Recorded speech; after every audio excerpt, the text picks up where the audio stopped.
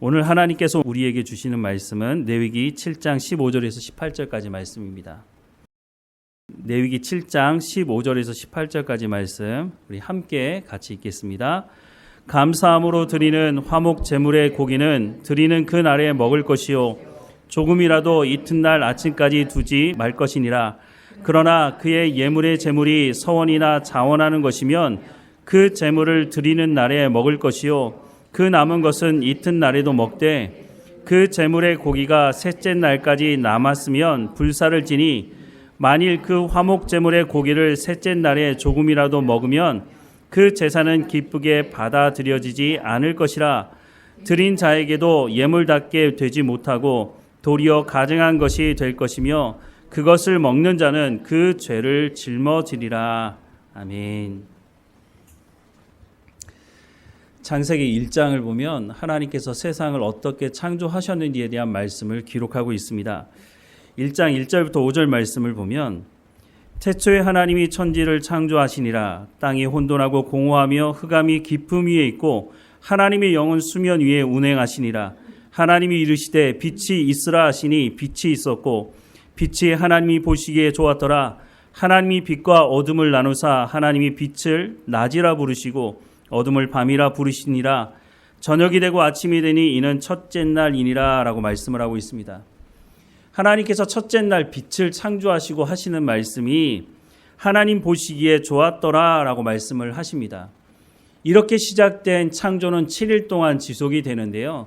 이 7일 동안 창조를 하시면서 하나님께서 반복하시는 말씀이 바로 하나님이 보시기에 좋았더라 라는 말씀이었다고 하는 것입니다. 그런데 하나님께서 사람을 창조하고 나서는 이 하나님이 보시기에 좋았더라 라고 하는 이 말씀을 강조하고 있는데요. 창세기 1장 26절에서 31절 말씀에 보면 하나님이 이르시되 우리의 형상을 따라 우리의 모양대로 우리가 사람을 만들고 그들로 바다의 물고기와 하늘의 새와 가축과 온 땅과 땅에 기는 모든 것을 다스리게 하자 하시고 하나님이 자기 형상 곧 하나님의 형상대로 사람을 창조하시되 남자와 여자를 창조하시고 하나님이 그들에게 복을 주시며 하나님이 그들에게 이르시되 생육하고 번성하여 땅에 충만하라. 땅을 정복하라. 바다의 물고기와 하늘의 새와 땅에 움직이는 모든 생물을 다스리라 하시니라. 하나님이 이르시되 내가 온 지면에 씨 맺는 모든 채소와 씨 가진 열매 맺는 모든 나무를 너희에게 주노니 너희의 먹을거리가 되리라. 또 땅의 모든 짐승과 하늘의 모든 새와 생명이 있어 땅에 기는 모든 것에게는 내가 모든 푸른 풀을 먹을 거리로 주노라 하시니 그대로 되니라. 하나님이 지으신 그 모든 것을 보시니 보시기에 심히 좋았더라. 저녁이 되고 아침이 되니 이는 여섯째 날이니라 라고 말씀을 하고 있습니다. 31절 말씀에 보면 하나님이 지으신 그 모든 것을 보시기에 심히 좋았더라 라고 말씀을 하고 있습니다. 이 말씀은 하나님께서 사람을 창조하시고 나서 하신 말씀입니다. 그냥 보시기에 좋았더라 말씀하시는 것이 아니라 그 중에 심히 좋았다 강조하는 거죠. 그런데 아직 창조는 끝나지 않았습니다. 7일째 안식을 주시는 것을 통해서 창조가 마무리되는데 그렇다면 순서를 따지자면 7일째 모든 창조가 마무리된 다음에 보시기에 심히 좋았더라 이렇게 말해도 되지 않을까요? 그런데 왜 6일째 사람이 창조된 이후에 하나님은 보시기에 심히 좋았더라 라고 말씀을 하시는 걸까요? 창조의 순서를 보면 좀 추측해 볼 수 있는데요. 하나님께서 사람을 창조하실 때 첫째 날 창조하신 것이 아니라 여섯째 날 창조했다는 겁니다. 그 말이 무슨 말이냐? 여섯째 날 사람을 창조했다는 것은 사람이 살 수 있는 환경을 첫째 날부터 여섯째 날 사람이 창조되기 전까지 하나님께서 피조물들을 다 창조해 두셨다고 하는 것입니다. 그렇게 보면 모든 창조의 초점이 하나님께서 사람을 창조하는 데 있었다라고 하는 것으로 우리가 보여지는 것이죠. 또 하나님께서 마지막 여섯째 날 사람을 창조하시고 하나님께서 그것을 보고 심히 좋았더라라고 말씀하는 그 말씀의 근거를 들 수 있는 것은 하나님이 사람을 창조하실 때 다른 것과는 다르게 하나님의 형상을 따라 창조했다는 것입니다. 사람도 동물도 그 재료가 흙이었는데 동물과 사람의 차이점이 있다면 사람은 하나님의 형상을 따라 창조되었다라고 말씀을 하고 있다는 거죠. 하나님의 형상을 따라 창조되었다고 하는 것은 하나님의 성품이 우리 가운데 부어졌다라고 하는 것을 의미하는 것입니다. 여기 한 가지 또 말씀하는 것은 2장 말씀에 보면 하나님께서 사람을 창조하시고 그 코에 생기를 불어넣으셔서 생명이 되었다라고 말씀을 하고 있습니다. 이렇게 창조된 사람에게 하나님께서 에덴 동산으로 인도하시고 그 모든 피조물을 다스릴 권한도 주셨다라고 하는 것을 말씀하고 있습니다. 하나님의 형상대로 사람이 창조되었다고 하는 것은, 생명이 되었다고 하는 것은 하나님께서 창조한 그 피조물을 다스릴 관리를 하는 관리자로 세우기 위한 것이 아니었다는 것입니다. 물론 그것이 하나의 목적일 수는 있지만 하나님의 형상대로 창조할 필요가 없다는 거죠. 그렇게 하려고 하신다면 하나님께서 하나님의 형상대로 창조한 것은 그런 관리 목적으로 하나님께서 하나님의 형상대로 창조한 것이 아니라는 것입니다. 그러면 하나님의 형상대로 창조하신 이유가 무엇일까요? 다른 그 어떤 피조물도 하나님의 마음을 아는 존재가 없었는데 하나님의 형상을 따라 창조된 사람만이 하나님의 마음을 알 수 있었고, 생명이 된 사람만이 하나님과 친밀한 인격적인 교제가 가능했다고 하는 것입니다. 그래서 하나님의 마음을 털어놓고 교제할 수 있는 창조가 된 그 사람 만드신 이후에 보시기에 심히 좋았더라라고 말씀하신 것으로 보여진다고 하는 것입니다. 그런데 그렇게 창조되었다 할지라도 하나님께서 사람과 친밀한 인격적인 교제를 하기 위해서 가장 중요한 것이 있는데, 그것은 하나님께서 강압적으로 사람에게 너 오늘부터 날 사랑해야 돼, 너 오늘부터 나와 교제하니까 내 말 잘 들어, 이런 식으로는 인격적인 교제가 불가능하다고 하는 것입니다. 그래서 하나님께서 큰 위험 부담감이 있었음에도 불구하고 에덴 동산 중앙에 선악을 알게 하는 나무를 둘 수밖에 없었다고 하는 것입니다. 에덴 동산 중앙에 선악을 알게 하는 나무를 둔 것은 골탕을 먹이기 위해서 하나님께서 두신 것이 아니라는 거죠. 물론 그것을 먹는 날에는 반드시 죽을 것이라고 하나님 경고는 하셨죠. 하지만 중요한 것은 아담과 하와가 선악을 알게 하는 나무가 아무리 먹음직하고 보암직하고 지혜롭게 할 만큼 탐스러운 것이라 할지라도, 그것을 먹음으로 하나님과 같게 된다 할지라도 나는 하나님과 친밀한 교제를 하는 것이 더 중요해. 그러니까 나는 선악을 알게 하는 나무 열매를 먹지 않을 거야 라고 하는 자원함으로 하나님을 사랑하겠다고 해야만 비로소 하나님과 친밀한 인격적인 교제가 가능하다는 것이죠. 사람들 사이에도 그렇지 않습니까? 사람들 사이에 세상 살다 보면 상하, 복종 관계가 있을 수밖에 없는 일이 있죠. 그러면 권력을 가지고 있는 사람이 권력을 가지지 못한 사람에게 너 오늘부터 내 말 잘 들어. 내가 너와 인격적인 교제를 할 건데 너랑 사랑할 거야. 그런다고 해서 그게 되겠습니까? 밑에 있는 사람이 자원함으로 내가 저 사람을 존중하는 마음으로 그 사람의 말을 듣겠다, 내가 친밀한 교제를 하고 사랑하겠다고 해야 친밀한 교제가 가능한 것과 같이 하나님과 우리 사이도 마찬가지라고 하는 것입니다. 하나님께서 아담과 하와가 선악을 알게 하는 나무 열매를 먹을 것을 몰랐을까요? 모르실 리가 없는 것이죠. 하나님은 전능하신 분인데, 그런데 왜 하나님은 아담과 하와가 선악을 알게 하는 나무 열매를 먹을 줄 알면서도 에덴 동산에, 그것도 누구나 볼 수 있는 곳에 선악을 알게 하는 나무 열매를 두셨느냐? 바로 이런 이유가 있기 때문에 하나님께서 이 일 때문에 하나님도 엄청난 대가를 지불하시지 않으셨습니까? 이 일 때문에 예수님을 이 땅에 보내시고 십자가에 못 박혀 죽는 자리에 내놓으신 분이 하나님 아니십니까? 그걸 알매도 불구하고 하나님께서 선악을 알게 하는 나무를 동산 중앙에 둘 수밖에 없었던 것은 하나님이 사람과 친밀한 인격적인 교제를 하기 위해서는 사람이 자원함으로 하나님을 사랑한다고 고백을 해야, 그것이 어떤 것이라 할지라도 하나님과 대치할 수 없다고 그렇게 고백해야 친밀한 교제가 가능하기 때문에 그렇게 했다고 하는 것입니다. 그런데 아니나 다를까 아담과 하와가 선악을 알게 하는 나무 열매를 따먹고 말죠. 창세기 3장 6절부터 9절 말씀해 보면, 여자가 그 나무를 본즉 먹음직도 하고 보암직도 하고 지혜롭게 할 만큼 탐스럽기도 한 나무인지라 여자가 그 열매를 따먹고 자기와 함께 있는 남편에게도 주매 그도 먹은지라 이에 그들의 눈이 밝아져 자기들의 벗은 줄을 알고 무화과 나무 잎을 엮어 치마로 삼았더라. 그날 바람이 불 때에 동산에 거니시는 여호와 하나님의 소리를 듣고 아담과 그의 아내가 여호와 하나님의 낯을 피하여 동산 나무 사이에 숨은지라. 여호와 하나님이 아담에게 이르시되 아담을 부르시며 그에게 이르시되 내가 어디 있느냐라고 말씀을 하고 있습니다. 하나님께서 아담에게 오셔서 가장 먼저 하셨던 말씀은 너 내가 그거 먹으면 죽는다고 얘기했지. 그런데 왜 먹었어? 이렇게 말씀하시는 것이 아니라 내가 어디 있느냐라고 묻고 있는 것입니다. 아담에게 왜 하나님께서 내가 어디 있느냐고 물으셨을까요? 이 말씀은 하나님은 여전히 아담과 친밀한 인격적인 교제를 하고 싶다고 말씀을 하고 있는 겁니다. 내가 어디 있느냐? 네가 지금 동산나무 사이에 숨어 있는데 너는 그렇게 창조된 존재가 아니라고 하는 것이죠. 하나님의 형상을 따라서 생명이 된 너는 하나님과 친밀한 교제를 하는 자리에 있어야지 왜 동산 뒤에 나무 뒤에 숨어 있느냐라고 말씀을 하고 있는 겁니다.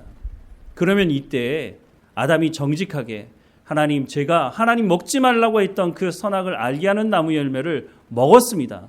하나님 나를 불쌍히 여겨달라고 그렇게 말했으면 너무너무 좋았을 텐데 아담이 그렇게 말하지 않았다는 거죠.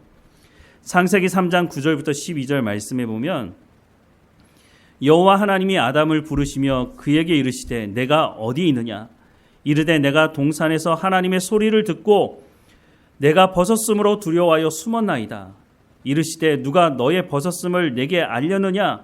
내가 내게 먹지 말라 명한 그 나무 열매를 내가 먹었느냐? 아담이 이르되 하나님이 주셔서 나와 함께 있게 하신 여자 그가 그 나무 열매를 내게 주므로 내가 먹었나이다 라고 대답을 하고 있습니다. 선악을 알게 하는 나무 열매를 먹기 전까지만 하더라도 하나님과 친밀한 인격적인 교제를 아담이 하지 않았을까요? 그런데 선악을 알게 하는 나무 열매를 먹고 완전히 변화된 모습을 보고 있습니다. 하나님이 먹으면 반드시 죽게 될 것이라고 말하는 그 말을 직접 들었던 아담이 선악을 알게 하는 나무 열매를 억지로 먹었습니까? 하와가 찾아와서 당신 이거 먹지 않으면 나랑 끝장입니다 하면서 협박했습니까? 그러지 않았죠. 하와가 전해주는 그 선악을 알게 하는 나무 열매를 스스로 그것을 받아 먹었다고 말씀하고 있습니다. 그런데 그 아담이 뭐라고 말하고 있습니까? 하나님이 주셔서 나와 함께 있는 여자, 그 여자가 나를 이렇게 했다고 말하고 있습니다. 자신에게 문제가 있다고 말하는 것이 아닙니다. 나한테는 문제가 없고 저 여자에게 문제가 있습니다. 그런데 그 앞에 어떤 말을 붙였다고요? 하나님이 주신. 그러니까 그 말이 무슨 말입니까? 저 여자가 문제가 아니라 하나님에게 문제가 있다는 겁니다. 하나님이 저 여자를 나에게 주시지 않았더라면 내가 선악을 알게 하는 나무 열매를 먹었겠습니까? 이렇게 말하고 있는 거죠. 그러니까 이 모든 책임은 하나님께 있습니다라고 말을 하고 있는 것입니다. 아담의 이 모습은 오늘 우리 사회에서도 마찬가지인데요. 관계를 깨는 전형적인 모습인 것입니다. 사람이 살다 보면 오해도 할 수 있고 잘못도 할 수 있죠. 실수할 수도 있죠. 그러면 그 관계를 지속하기 위해서 어떻게 해야 합니까? 자신의 잘못을 인정할 필요가 있는 겁니다. 내가 오해했다. 아니면 내가 잘못 알아서 내가 실수했다. 이렇게 말하면 관계를 회복할 수 있는 여지가 있는데 내가 잘못한 게 아니고요. 저 사람 때문이에요. 이렇게 말하기 시작하면 그때부터는 관계를 회복하기 쉽지가 않은 것이죠. 앞서 말씀을 드렸지만 하나님께서 하나님의 형상대로 사람을 창조하신 것은 사람과 인격적인 친밀한 교제를 하기 위한 것이었습니다. 그래서 하나님께서 위험 부담이 있지만 동산 중앙에 선악을 알게 하는 나무 열매를 두신 것이죠. 그런데 아담과 하와는 하나님과 친밀한 인격적인 교제보다는 그 선악을 알게 하는 나무 열매를 먹음으로 하나님과 같이 되겠다고 하는 탐욕을 쫓음으로 하나님과의 관계를 깨버렸고 하나님과의 관계만 깨졌습니까? 아담의 말을 들어보면 또 하와의 말을 들어보면 사람과 사람 사이의 관계도 깨졌고 사람과 자연 사이의 관계도 깨져 있는 모습을 보게 되는 것입니다. 하나님께서 사람을 창조하시고 난 이후에 보시기에 심히 좋았더라라고 하는 그 말씀을 완전히 물거품으로 만드는 사건이 바로 창세기 3장에 기록된 선악을 알게 하는 나무 열매를 먹은 이 사건을 통해서 드러나게 되었다고 볼 수 있는 것이죠. 그러면 이쯤 되면 하나님은 말씀하신 것을 반드시 이루시는 분 아닙니까? 선악을 알게 하는 나무 열매를 먹으면 반드시 죽을 거라고 말씀하셨으니까 하나님이 말씀하신 그 말씀 그대로 선악을 알게 하는 나무 열매를 먹은 아담과 하와를 그 자리에서 죽이시면 되는 것 아닙니까? 그리고 하나님은 창조주시니까 새로 또 다른 사람을 창조하시면 되는 것 아닐까요? 그런데 하나님 그렇게 하지 않으십니다. 왜 그렇게 하지 않으셨을까요? 하나님께서 새로 또 사람을 창조하신다 할지라도 또 이 같은 과정을 다시 거쳐야 하는 것이죠. 그렇지 않으면 하나님과 인격적인 친밀한 교제가 불가능하기 때문에 하나님이 위험 부담감이 있음에도 불구하고 이 일을 행하신 것이죠. 그러면 이 문제를 어떻게 해결할 것인가? 새로 사람을 만들면 이 문제를 해결할 수 있는 것인가? 그것도 아니라면 그러면 이 문제는 어떻게 해결할 것인가? 하나님은 예수님을 이 땅에 보내시기로 약속을 하십니다. 창세기 3장 15절 말씀해 보면 내가 너로 여자와 원수가 되게 하고 내 후손도 여자의 후손과 원수가 되게 하리니 여자의 후손은 내 머리를 상하게 할 것이요 너는 그의 발꿈치를 상하게 할 것이니라 라고 말씀을 하고 있습니다. 이 말씀이 바로 메시아 예수님을 보내겠다고 하는 약속의 말씀을 하시고 있는 것입니다. 예수님이 이 땅에 오셔서 이 죄의 문제를 해결하실 뿐만 아니라 이 죄의 문제의 해결이 결국은 어디와 연결되어 있습니까? 최초에 하나님께서 아담과 하와를 창조하시고 아담과 하와와 인격적인 친밀한 교제를 하셨던 그 회복을 의미하고 있는 것입니다.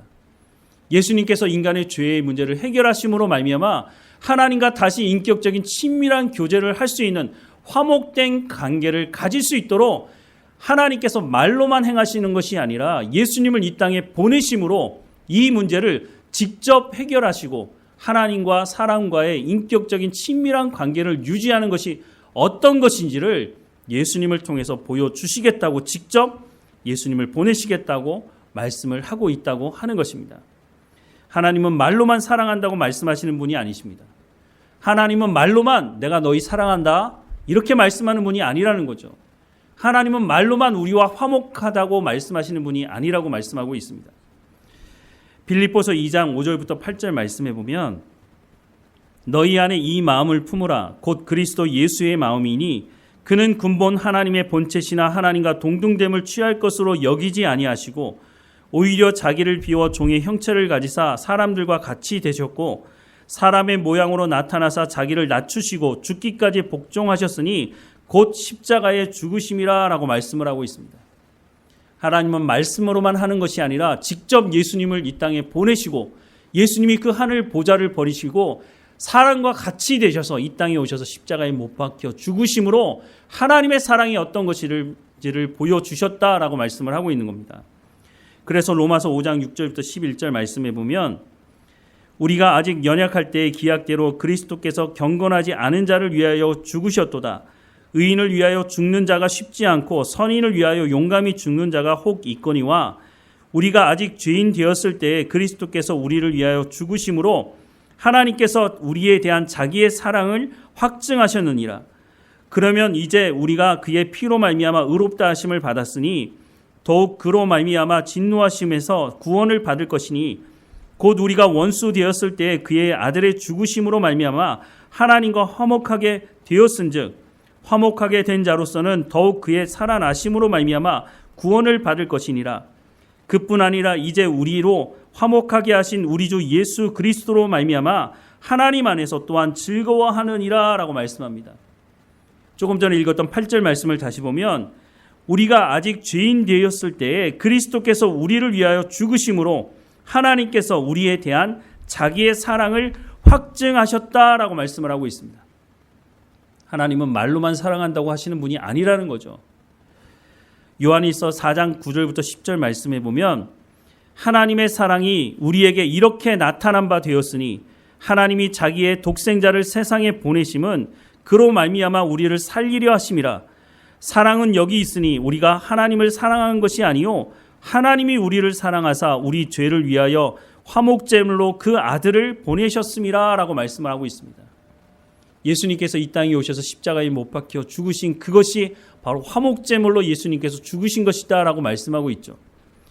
또 로마서 3장 25절과 26절 말씀에 보면 이 예수를 하나님이 그의 피로써 믿음으로 말미암는 화목제물로 세우셨으니 이는 하나님께서 길이 참으시는 중에 전에 지은 죄를 간과하심으로 자기의 의로우심을 나타내려 하심이니 곧 이때에 자기의 의로우심을 나타내사 자기도 의로우시며 또한 예수 믿는 자를 의롭다 하려 하심이라 라고 말씀을 하고 있습니다. 앞서 봤던 요한 1서에는 하나님께서 예수님을 이 땅에 보내셔서 화목제물이 되게 하신 것은 우리의 죄를 용서하기 위함이다 라고 말씀을 하고 있고, 이 로마서 말씀은 예수님께서 화목제물이 되심으로 예수 믿는 자를 의롭다 칭하기 위함이다 라고 말씀을 하고 있습니다. 사실 같은 말이죠. 하나님께서 우리의 죄를 용서하시고 우리를 의롭다 칭하시는 그것을 위해서 예수님이 이 땅에 오셨고 예수님이 십자가에 못 박혀 죽으신 것을 화목제물로 삼으셨다라고 말씀을 하는 거죠. 그러면 그 목적이 뭘까요? 화목의 목적이 뭘까요? 이 말에 의미가 있는 것이죠. 우리의 죄를 용서하시고 우리를 의롭다 칭하신 이유가 하나님과 우리가 화목하기 위한 것이다 라고 하는 것을 이 말씀을 통해서 말씀해 주고 있는 것입니다. 하나님은 하나님과 우리와 깨어진 이 관계를 회복하기 위해서 사실 모든 것을 지불하셨다라고 해도 과언이 아닙니다. 왜냐하면 예수님을 지불한 그것 외에는 다른 것을 지불할 것이 이제는 더 이상 없기 때문인 것입니다. 그래서 로마서 8장에 보면 아들을 주시기까지 하신 그분이 무엇을 더 주시지 않겠느냐라고 말씀을 하기도 하는 것이죠. 그런데 이렇게 하나님과 우리와의 관계를 회복하는 것은 여기서 끝나지 않습니다. 요한복음 13장 34절부터 35절 말씀에 보면 새 계명을 너희에게 주노니 서로 사랑하라. 내가 너희를 사랑한 것 같이 너희도 서로 사랑하라. 너희가 서로 사랑하면 이로써 모든 사람이 너희가 내 제자인 줄 알리라 라고 말씀합니다. 예수님께서 잡히시는 날 저녁에 제자들에게 하신 말씀입니다. 내가 너희를 사랑한 것 같이 너희도 어떻게 하라고요? 사랑하라고요. 하나님이 우리를 사랑한 것처럼 너희도 서로 사랑하라고 말씀을 하고 있습니다.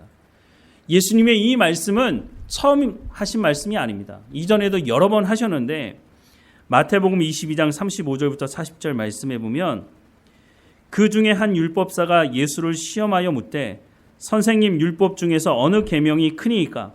예수께서 이르시되 내 마음을 다하고 목숨을 다하고 뜻을 다하여 주 너의 하나님을 사랑하라 하셨으니 이것이 크고 첫째 되는 계명이요 둘째도 그와 같으니 내 이웃을 내 자신같이 사랑하라 하셨으니 이 두 계명이 온 율법과 선지자의 강령이니라 라고 말씀합니다. 이 두 계명이 온 율법과 선지자의 강령이라고 하는 이 말씀은 율법의 핵심이라는 것입니다. 율법의 핵심이 뭐라고요? 하나님을 사랑하는 것과 이웃을 사랑하는 것이다 라고 말씀을 하고 있습니다. 여러분들은 바울이 무엇을 가장 강조했느냐 이렇게 하는 것에 대해서 들어보셨을 텐데 아마 이신칭의가 바울이 가장 강조하는 것이라고 들어오셨을 것입니다. 물론 이신칭이 중요합니다.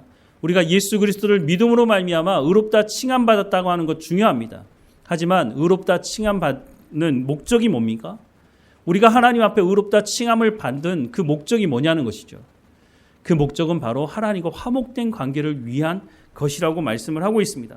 그 화목된 관계를 어떻게 이루느냐? 하나님을 온전히 사랑하고 거기서 끝나는 것이 아니라 이웃을 향한 그 사랑이 흘러가야 한다라고 하는 것을 말씀해 주고 있다는 거죠. 요한 1서 4장 20절부터 21절 말씀해 보면 누구든지 하나님을 사랑하노라 하고 그 형제를 미워하면 이는 거짓말하는 자니 보는 바 그 형제를 사랑하지 아니하는 자는 보지 못하는 바 하나님을 사랑할 수 없느니라. 우리가 이 계명을 주께 받았나니 하나님을 사랑하는 자는 또한 그 형제를 사랑할지니라 라고 말씀합니다. 우리가 입으로는 하나님을 사랑한다고 말하면서 내 이웃을, 내 형제를 사랑하지 못한다면 그거 거짓말하는 겁니다 라고 말하는 거죠. 야고보서 2장 14절부터 17절 말씀해 보면 내 형제들아 만일 사람이 믿음이 있노라 하고 행함이 없으면 무슨 유익이 있으리요? 그 믿음이 능히 자기를 구원하겠느냐? 만일 형제나 자매가 헐벗고 일용할 양식이 없는데 너희 중에 누구든지 그에게 이르되 평안히 가라 더욱게 하라 배부르게 하라 하며 그 몸에 쓸 것을 주지 아니하면 무슨 유익이 있으리요. 이와 같이 행함이 없는 믿음은 그 자체가 죽은 것이다 라고 말씀을 하고 있습니다. 하나님께서 예수님을 통해서 하나님의 사랑이 무엇인지를 십자가를 통해서 우리 가운데 보여주시지 않았습니까? 그 예수님께서 제자들에게 내가 너희를 사랑한 것처럼 너희도 서로 사랑하라고 말씀합니다. 그럴 때에야 하나님과의 관계가 온전히 회복될 뿐만 아니라 사람들 사이의 관계도 회복될 수 있다라고 말씀을 하고 있는 것입니다. 앞서서 요한일서 4장 말씀을 조금 읽어드렸는데 요한일서 4장 7절부터 21절 말씀을 우리가 다시 한번 같이 읽어보겠습니다. 하나님께서 우리 가운데 어떻게 사랑하셨고 그 사랑을 우리의 삶의 현장에서 어떻게 하라는 말씀인지 다시 한번 이 말씀을 통해 좀 보고 싶습니다. 요한일서 4장 7절부터 21절까지 우리 같이 한번 읽어보겠습니다. 사랑하는 자들아 우리가 서로 사랑하자. 사랑은 하나님께 속한 것이니 사랑하는 자마다 하나님으로부터 나서 하나님을 알고 사랑하지 아니하는 하나님을 알지 못하나니 이는 하나님은 사랑이심이라. 하나님의 사랑이 우리에게 이렇게 나타난 바 되었으니 하나님이 자기의 독생자를 세상에 보내심은 그로 말미암아 우리를 살리려 하심이라. 사랑은 여기 있으니 우리가 하나님을 사랑한 것이 아니요 하나님이 우리를 사랑하사 우리 죄를 속하기 위하여 화목제물로 그 아들을 보내셨음이라. 사랑하는 자들아 하나님이 이같이 우리를 사랑하셨은즉 우리도 서로 사랑하는 것이 마땅하도다. 어느 때나 하나님을 본 사람이 없으되 만일 우리가 서로 사랑하면 하나님이 우리 안에 거하시고 그의 사랑이 우리 안에 온전히 이루어지느니라. 그의 성령을 우리에게 주심으로 우리가 그 안에 거하고 그가 우리 안에 거하시는 줄을 아느니라. 아버지가 아들을 세상의 구주로 보내신 것을 우리가 보았고 또 증언하노니 누구든지 예수를 하나님의 아들이라 시인하면 하나님이 그 안에 거하시고 그도 하나님 안에 거하느니라. 하나님이 우리를 사랑하시는 사랑을 우리가 알고 믿었노니 하나님은 사랑이시라. 사랑 안에 거하는 자는 하나님 안에 거하고 하나님도 그의 안에 거하시느니라. 이로써 사랑이 우리에게 온전히 이루어진 것은 우리로 심판날에 담대함을 가지게 하려 함이니 주께서 그러하신과 같이 우리도 이 세상에서 그러하리라. 사랑 안에 두려움이 없고 온전한 사랑이 두려움을 내쫓나니 두려움에는 형벌이 있음이라. 두려워하는 자는 사랑 안에서 온전히 이루지 못하였느니라. 우리가 사랑함은 그가 먼저 우리를 사랑하였음이라. 누구든지 하나님을 사랑하노라 하고 그 형제를 미워하면 이는 거짓말하는 자니 보는 바 그 형제를 사랑하지 아니하는 자는 보지 못하는 바 하나님을 사랑할 수 없느니라. 우리가 이 계명을 주께 받아나니 하나님을 사랑하는 자는 또한 그 형제를 사랑할지니라. 아멘. 예수님을 이 땅에 보내신 하나님께서 우리에게 사랑을 이렇게 나타내셨다. 그러니 그와 같이 너도 그렇게 살라고 말씀합니다. 조금 전에 읽었던 말씀을 제가 다시 한번 천천히 읽어보겠습니다. 7절부터 사랑하는 자들아 우리가 서로 사랑하자.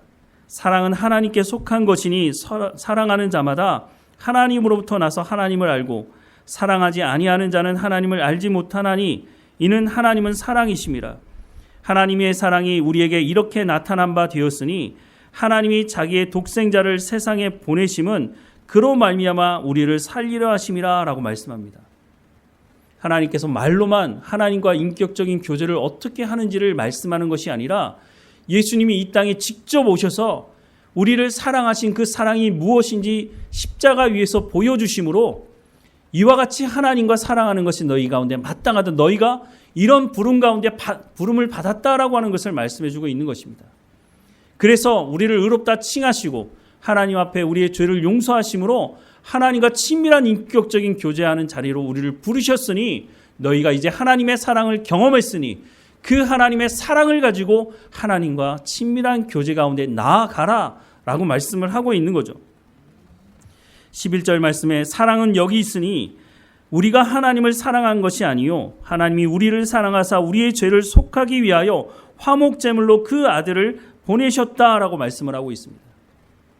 우리가 하나님을 사랑해서는 불가능하다는 것이죠. 그래서 하나님께서 이 땅에 오셔서 하나님의 사랑을 우리 가운데 십자가상에서 보여주셨다라고 말씀을 하는 겁니다. 11절 말씀에 사랑하는 자들아 하나님이 이같이 우리를 사랑하셨은즉 우리도 서로 사랑하는 것이 마땅하도다. 어느 때나 하나님을 본 사람이 없을 때 만일 우리가 서로 사랑하면 하나님이 우리 안에 거하시고 그의 사랑이 우리 안에 온전히 이루어지느니라 라고 말씀합니다. 어떤 사람들은 우리에게 하나님이 누구인지 우리 가운데 보여달라고 말하는 사람들이 있습니다. 우리도 하나님을 보지 못했는데 어떻게 우리가 하나님을 보여줄 수 있다고요? 우리가 서로 사랑하면 하나님께서 우리 가운데 보여주신 그 사랑을 가지고 형제된 한 자매된 우리가 서로 사랑하면 그것을 통해서 하나님이 어떤 분이신지가 증거될 수 있다라고 분명히 말씀해주고 있다는 겁니다. 13절에 그의 성령을 우리에게 주심으로 우리가 그 안에 거하고 그가 우리 안에 거하시는 줄 아느니라. 아버지가 아들을 세상의 구주로 보내신 것을 우리가 보았고 또 증언하였노니 누구든지 예수를 하나님의 아들이라 시인하면 하나님이 그 안에 거하시고 그도 하나님 안에 거하느니라. 하나님이 우리를 사랑하시는 사랑을 우리가 알고 믿었노니 하나님은 사랑이라 사랑이시라. 사랑 안에 거하는 자는 하나님 안에 거하고 하나님도 그 안에 거하시느니라 라고 말씀합니다. 그래서 우리가 성령의 충만한 가운데 살아가야 한다는 것입니다. 우리의 힘과 능력으로는 하나님을 깊이 사랑할 수 없기 때문에 하나님이 우리 가운데 예수 그리스도를 통해서 사랑을 보여주셨어도 우리가 성령을 통해서 그 사랑을 경험하지 못하면 우리가 그것을 우리의 삶을 통해서 열매 맺을 수 없기 때문에 그래서 성령의 충만함을 받으라라고 말씀을 하고 있는 겁니다. 17절 말씀에 이로써 사랑이 우리에게 온전히 이루어진 것은 우리로 심판날에 담대함을 가지게 하려 함이니 주께서 그러하신과 같이 우리도 이 세상에서 그러하리라. 사랑 안에 두려움이 없고 온전한 사랑이 두려움을 내쫓나니 두려움에는 형벌이 있음이라. 두려워하는 자는 사랑 안에서 온전히 이루지 못하였느니라. 우리가 사랑함은 그가 먼저 우리를 사랑하셨음이라. 누구든지 하나님을 사랑하노라 하고 그 형제를 미워하면 이는 거짓말하는 자니 보는 바 그 형제를 사랑하지 아니하는 자는 보지 못하는 바 하나님을 사랑할 수 없느니라. 우리가 이 계명을 주께 받았나니 하나님을 사랑하는 자는 또한 그 형제를 사랑할지니라 라고 말씀을 하고 있습니다. 그래서 예수님께서 내가 너희를 사랑한 것 같이 너희도 서로 사랑하라 라고 말씀을 하고 있는 것입니다. 이 말씀은 신약에 기록된 말씀이지만 구약에도 이미 이와 같은 말씀을 하고 있습니다. 그것이 바로 화목제 제사를 통해서 말씀하고 있다는 것입니다. 예수님이 이 땅에 오셔서 원형이 무엇인지를 보여주셨다면 화목제 제사는 아파트를 짓기 전에 들어가기 전에 모델하우스와 같은 역할을 하는 것이 바로 이 화목제 제사라고 말씀을 하고 있는 거죠. 이 화목제 제사는 다른 제사와 다른 특징이 있는데요. 번제나 속죄제나 속건제 같은 경우는 모든 제물을 불태우고 또 그 제물을 가지고 온 사람이 제물을 가져가는 것이 아니라 모든 제물은 제사장에게 주게 되어 있습니다. 그런데 이 화목제 제사는 제물을 가지고 온 그 사람에게 나누어 줄 것을 말하고 있는데요. 오늘 본문의 말씀을 다시 보면 15절부터 감사함으로 드리는 화목제 제물의 고기는 드리는 그날에 먹을 것이요 조금이라도 이튿날 아침까지 두지 말 것이니라 라고 말씀합니다. 다른 제사들은 제물을 가지고 온 그 사람이 제물을 먹지 않습니다. 불태우든지 제사장에게 주는 것인데 이 화목제사는 제물을 가지고 온 그 사람에게 주어서 먹게 하라라고 말씀을 하고 있습니다. 16절 말씀에 그러나 그의 예물의 제물이 서원이나 자원하는 것이면 그 제물을 드리는 날에 먹을 것이요 그 남은 것은 이튿날에도 먹되 그 제물의 고기가 셋째 날까지 남았으면 불사를 지니 만일 그 화목 제물의 고기를 셋째 날에 조금이라도 먹으면 그 제사는 기쁘게 받아들여지지 않을 것이라. 드리는 자에게도 예물답게 되지 못하고 도리어 가증한 것이 될 것이며 그것을 먹는 자는 그 죄를 짊어짐이라 라고 말씀을 하고 있습니다. 이게 무슨 말일까요? 화목제 제사를 드리고 난 이후에 그 드린 제물 중에 일부를 제사를 드린 그 사람이 먹으라고 말하고 있습니다. 그런데 그 제물이 어떤 제물이냐면 소나 양이나 염소입니다. 아무리 고기를 좋아하는 사람이라도 소 한 마리를 하루에 다 먹을 수 있는 사람은 없습니다. 양도 마찬가지고 염소도 마찬가지입니다. 아무리 고기를 좋아해도 하루 종일 그걸 다 먹을 수가 없는 것이죠. 그리고 남으면 이틀날 먹고 3일째까지 남겨둘 수는 있지만 3일째 이후에 그것을 먹게 되면 그것은 하나님께 드려지는 예배가 제사가 아니라고 가증한 것이라고 말을 하고 있습니다. 그러면 도대체 이 말이 무슨 말일까요? 화목제 제사의 특징은 하나님과 관계를 회복할 뿐만 아니라 사람들과의 관계도 회복하는 데 목적이 있습니다.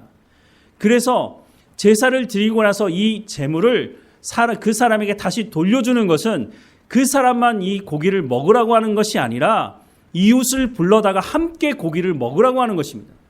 그래야 이웃과 함께 교제하고 화목함을 이룰 수 있지 않겠습니까? 사람들 사이에도 마찬가지인데요. 사람들과 서먹서먹한 부분이 있으면 함께 밥을 먹는 이유가 바로 이런 이유가 있는 것입니다. 밥을 먹는 것이 그냥 먹는 것만 먹는 것이 아니라 함께 먹으며 함께 교제하는 것 아니겠습니까? 화목제 제사의 목적이 바로 하나님과 관계를 회복할 뿐만 아니라 먹는 것을 통해서 이웃과의 관계도 회복할 것을 말씀해주고 있다고 하는 것입니다.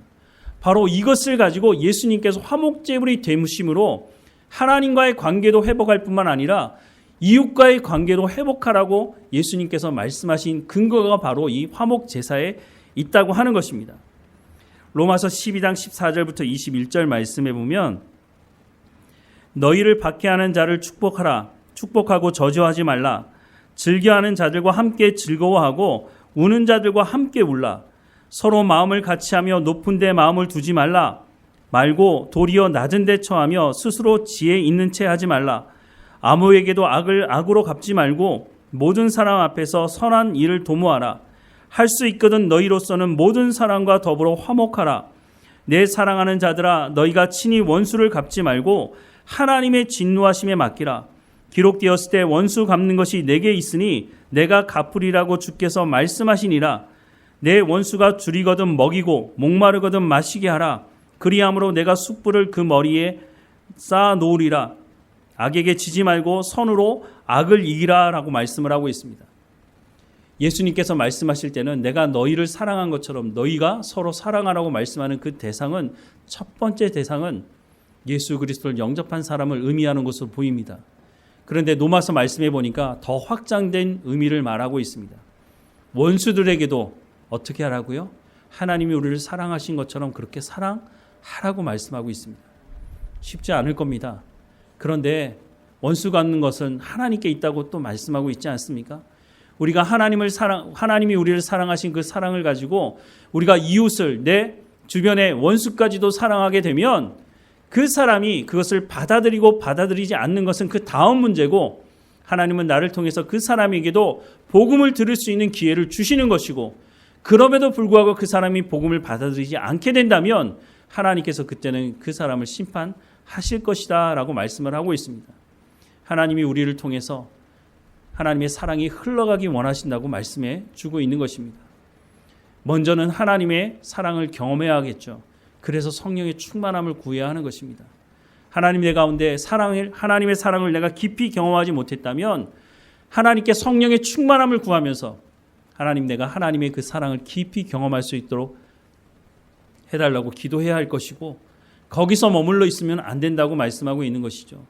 먼저는 한 공동체 안에 함께 신앙생활하는 사람들 안에 하나님 주신 그 사랑으로 함께 섬기며 하나님께서 말씀하시는 대로 서로 존중하며 사랑해야 한다라고 말씀하고 있고 거기서도 머물러 있으면 안 되고 우리 이웃들과 예수 믿지 않는 사람들에게도 나아가서 그 사랑을 흘려보내야 한다라고 말씀을 하고 있는 겁니다. 바로 예수님께서 이 땅에 오셔서 그 사랑이 어떤 것인지를 우리 가운데 보여주셨으니 우리가 그것을 경험했다면 그와 같은 삶을 살아가야 한다라고 말씀을 하는 것을 구약 화목 제사를 통해서 우리 가운데 말씀해 주고 있는 것입니다. 오랫동안 만나지 못한 사람들이 있습니까? 그러면 이 주간에 살아가시면서 그 사람들 만나서 함께 식사를 나누는 것도 이 말씀을 실천하는 것이라고 우리가 볼 수가 있는 것이죠.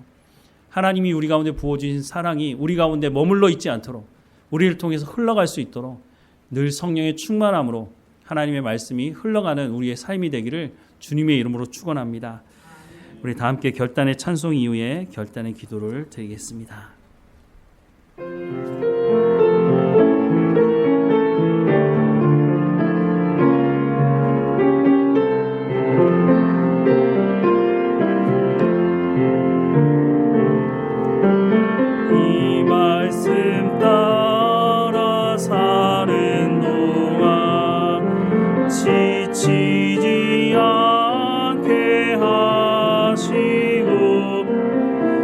이 말씀 따라 사는 동안 주님 나라 이루소서.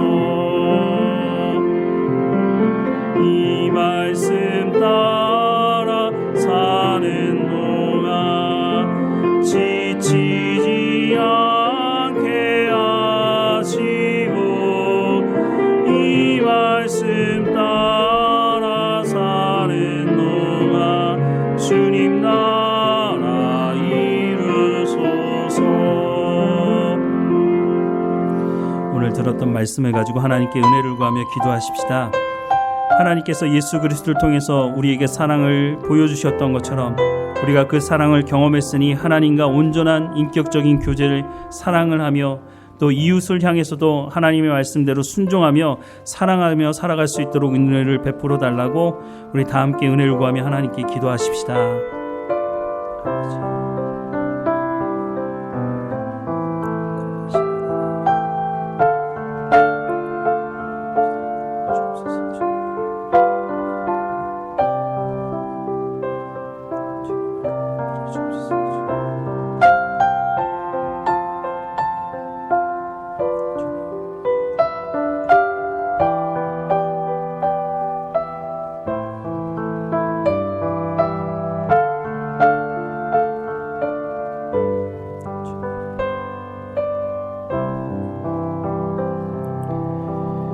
사랑하는 하나님, 예수님을 이 땅에 보내셔서 말로만 사랑한다고 말씀하시는 것이 아니라 예수님이 그 십자가에 못 박혀 죽으심으로 우리를 의롭다 칭하시고 우리의 죄를 용서하시며 하나님과 온전한 인격적인 교제 가운데 그 친밀한 관계 가운데로 초대하시니 감사합니다. 하나님과 온전한 교제하며 하나님의 말씀에 순종하며 살아가는 우리의 삶이 될 수 있도록 인도해 주실 뿐만 아니라 내가 너희를 사랑한 것 같이 너희도 서로 사랑하라고 말씀하신 그 말씀에 순종함으로 우리가 이 땅에 살면서 복음의 증거자로 하나님의 사랑의 통로로 하나님의 말씀을 순종함으로 하나님의 사람들이 어떤 사람들인지를 세상에 증거하게 하옵소서. 우리의 삶을 통해서 사랑의 열매가 맺어지게 하시고 우리 가운데 복음의 열매가 맺어지는 우리의 삶이 될 수 있도록 은혜를 허락해 주옵소서. 사랑하는 하나님, 이 한 주일의 삶 동안 우리가 만나는 그 모든 관계 속에서 우리가 하나님의 자녀인 것이 증거될 수 있도록 우리의 사랑, 하나님이 부어주시는 그 사랑이 우리를 통해서 흘러가도록 우리의 삶을 주관하시고 인도해 주옵소서. 우리 입술에 하나님의 말씀을 붙여주시고 우리의 손발을 통해서 착한 행실이 드러나게 하시며 세상 사람들이 하나님 아버지께 영광을 돌리는 우리의 삶이 될 수 있도록 그 통로가 되어주도록 하나님 은혜를 허락해 주옵소서. 우리를 사랑하시는 그 사랑을 더 깊이 경험하기 원합니다. 우리의 삶을 인도하실 하나님께 감사드리고 예수 그리스도의 이름으로 기도드립니다. 아멘.